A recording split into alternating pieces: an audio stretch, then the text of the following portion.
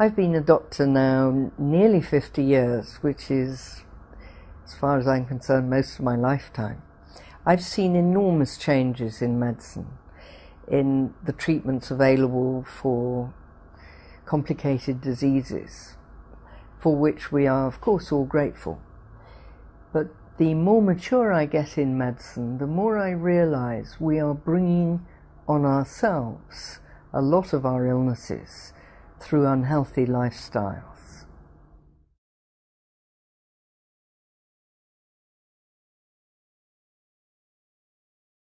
During the time of the Prophet, people had to walk a lot.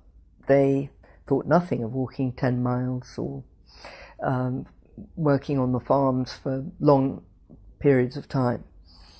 And I understand that they were mainly thin. The current culture that we live in is a culture which doesn't encourage people or doesn't allow people to take exercise as part of their daily life, because everything can be done mechanically. So now exercise is something we add on as an extra, and people don't have time for it. And within our lifestyles, we get stressed. How do we calm ourselves? We eat too much and get mellow. Oh, it's lovely. But then inevitably we gain weight. In Islam, we are taught balance. You're not to eat fast. You're to get up from the table with a feeling you haven't had quite enough. There was a sense always of containment and modesty and moderation. Islam is the middle path. Do not go to extremes, either of greed or of starvation.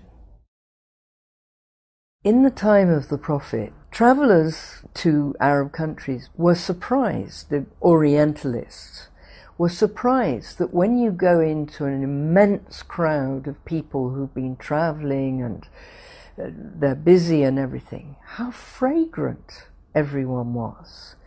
Unlike European countries where you could smell open sewers and they use perfume to conceal odours, that the Arab peoples washed 5 times a day.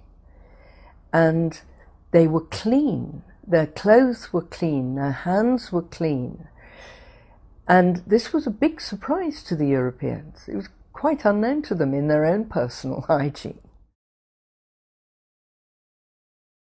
In the time of the Prophet, it was necessary to teach each individual how important they were, not just part of a tribe, but they are uniquely special to Allah, and everything about them must be respected as a vessel of Allah's creation.